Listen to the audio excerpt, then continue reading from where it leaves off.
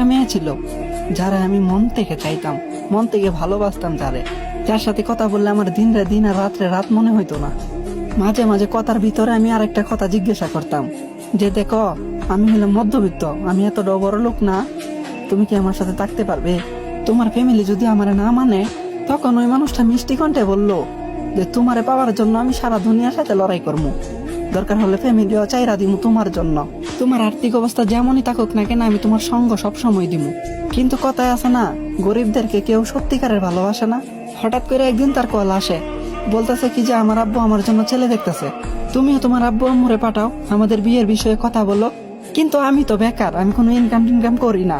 তখন আমি তারে বললাম যে তুমি না বলছো তোমার বিয়ের আরো অনেক দেরি আছে, এখন কোন মুখে আমার মা বাবারে পাঠামু তাদের অপমান করার জন্য?